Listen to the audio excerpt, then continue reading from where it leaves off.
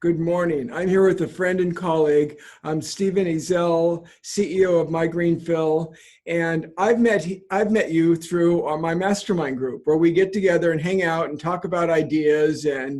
I was intrigued by this idea that you're making laundry products that are safe, easy to use. How did you get started in this? Tell me. I'm just curious how this got started. Wow, Steve. I guess the journey started for me around 10 and a half years ago. I know exactly when it started for me because my son is 10 and a half years old. And I can't believe I have a double-digit kid right now. It's kind of crazy. But when he was a little 3-week-old infant, little shrimp, he broke out in a head-to-toe rash. And as a new dad, I was thoroughly freaked out. And we have 4 kids now, so if everyone's breathing and no one's bleeding, it's okay. I mean, but when you have first kid, you're like you always look, are they breathing? Are they alive? Yes. So my son was this little infant, a tiny kid, and he was welted. It looked like someone whipped him. He was like, so now my wife's an RN. She was like freaked out, So we went to the ER, went to pediatrician, went to dermatologist, and they want to like steroid creams and do this and pharmaceuticals and drugs. And I'm like, man, what in the world?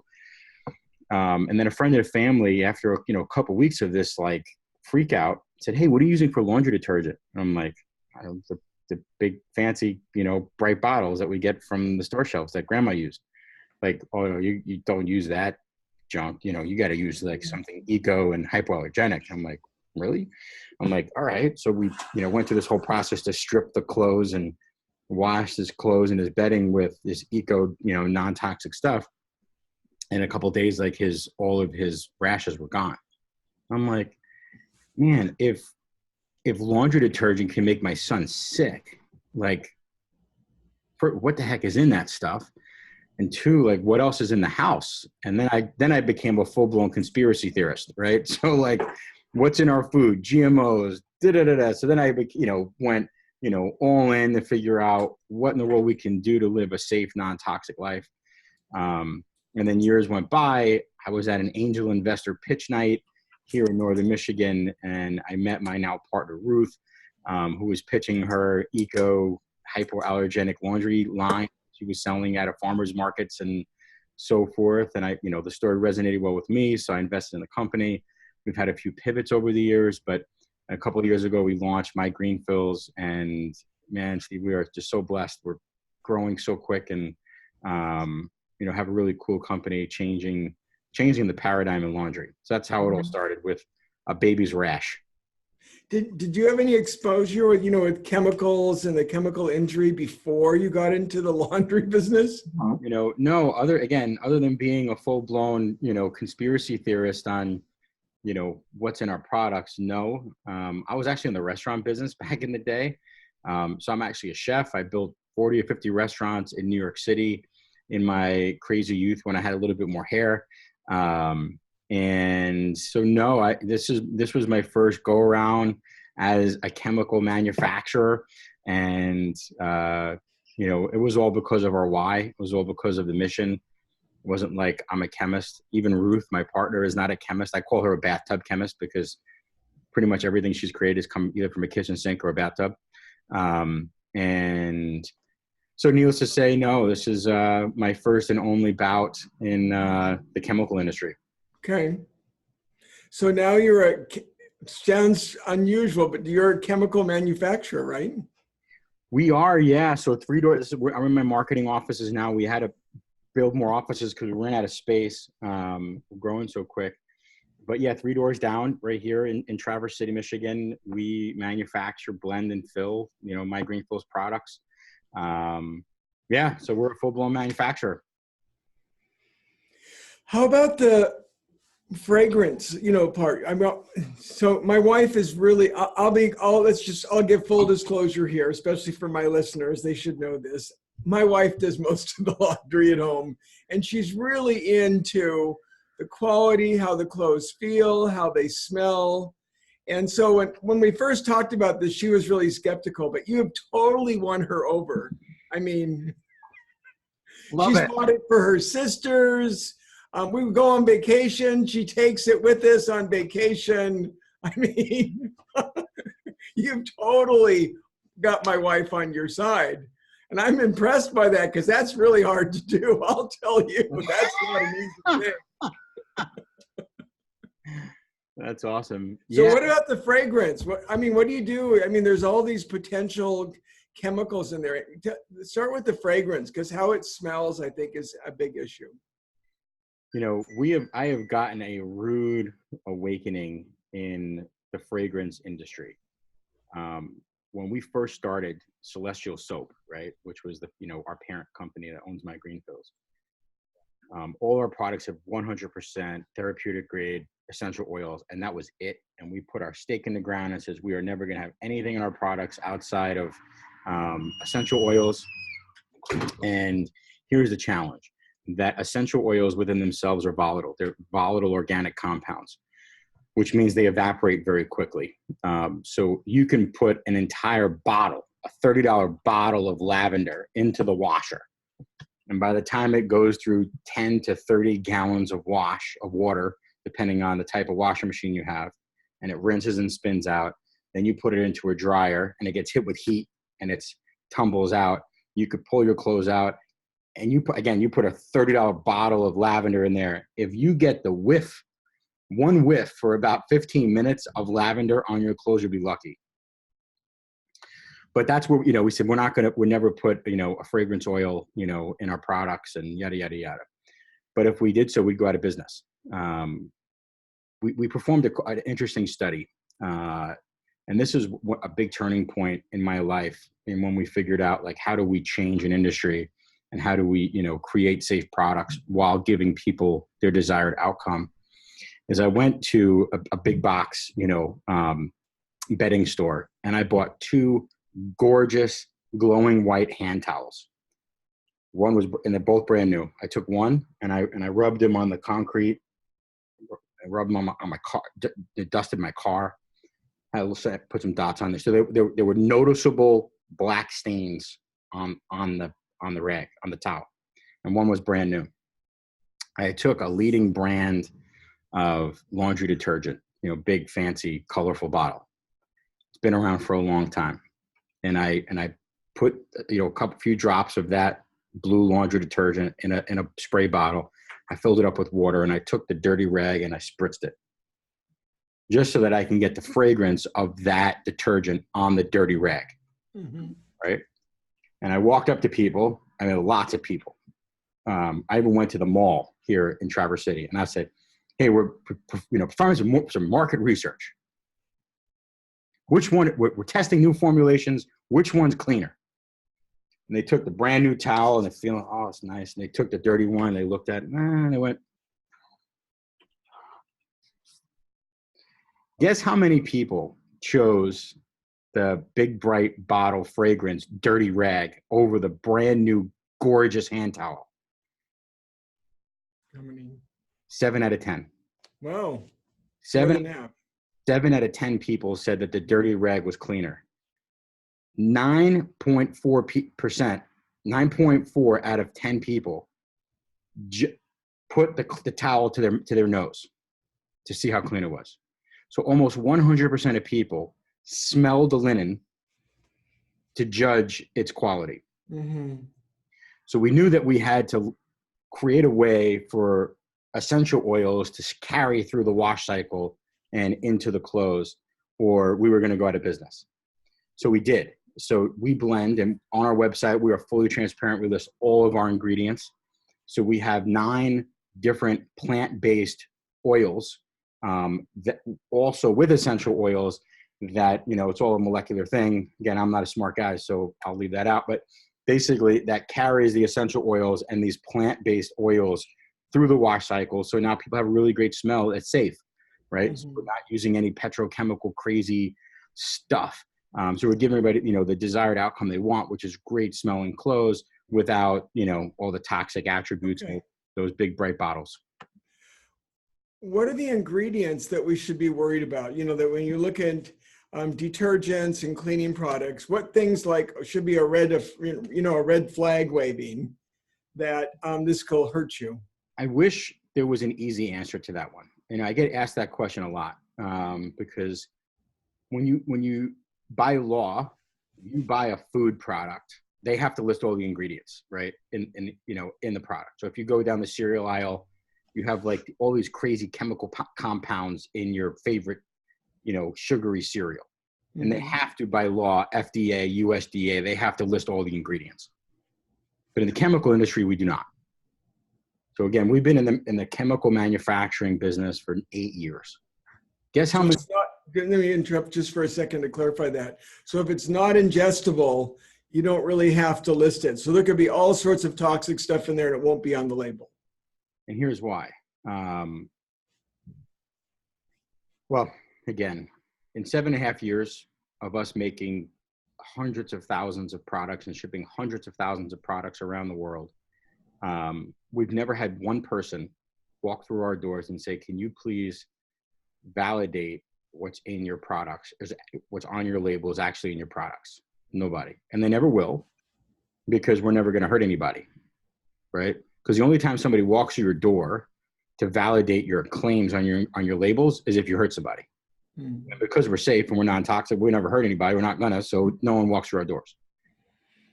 So there's a couple things.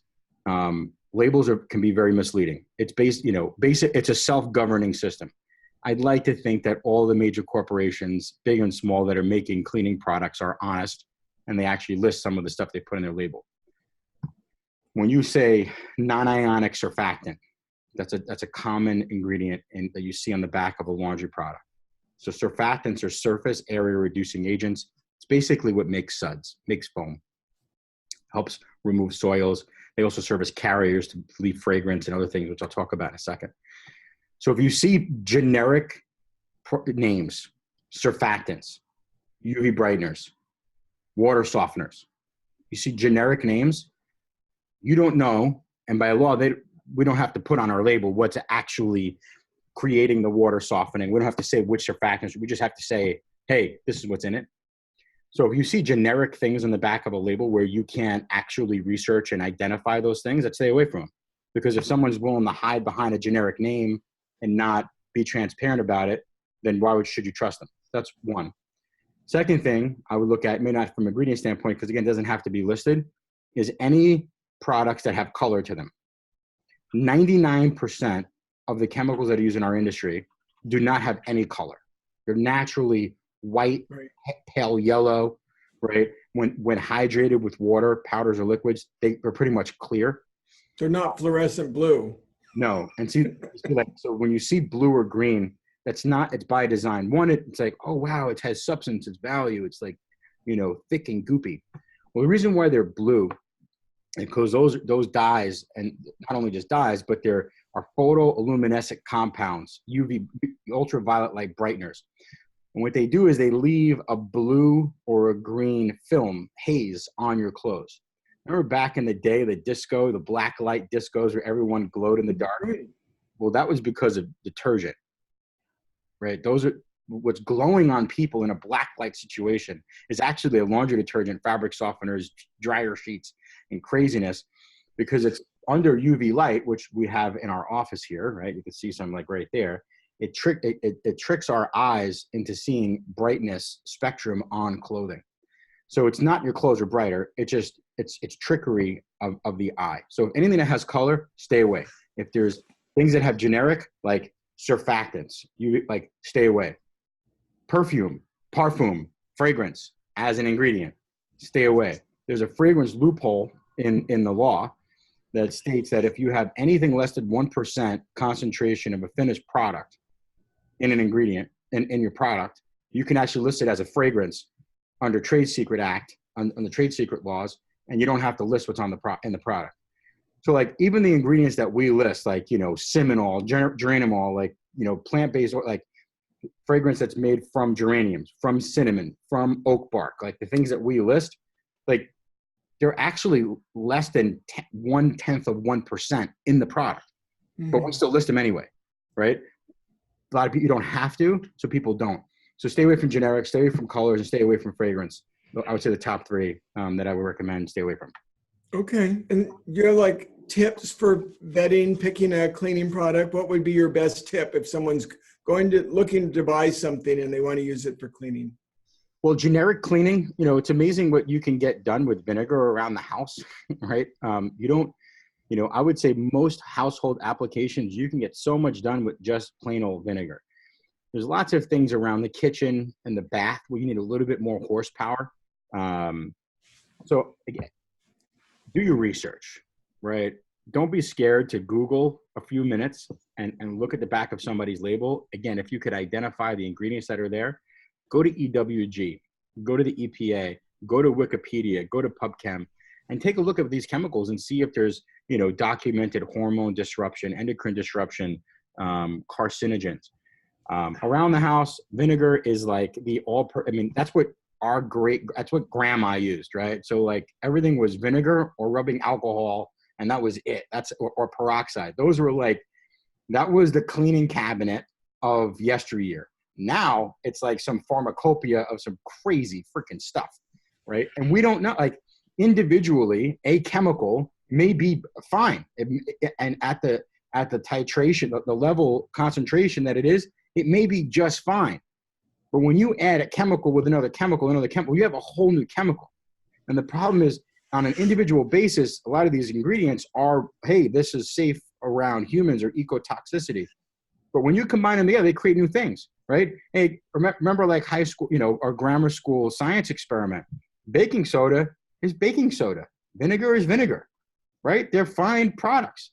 Put them together, see what happens. They're a new thing, right? That's how we made our volcanoes when we were kids. Yeah. Now it's a brand new compound that's now actually sodium acetate. It's no longer baking soda or vinegar. It's now sodium acetate. It's a brand new chemical. That's in its simplest form. When you start adding all these crazy things together, we don't know what happens to the body, right? A lot of these things. Real good point. Again, I'm such a big fan of your work, Doc. I mean, like what you do, bro, is like so amazing.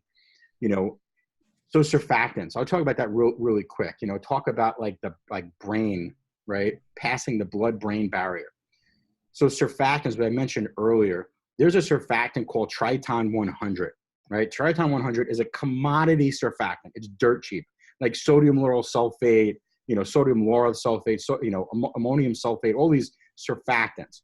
So Triton 100 is I can make a phone call and I can have a tanker back into our driveway and pump and fill a holding tank of Triton 100. It's a commodity surfactant. It's found in 20%, like I believe it's up to like 20% of vaccines. As a preservative. No, it's used as a mechanism to spread tissue fibers in order for the vaccine to pass blood-brain barriers.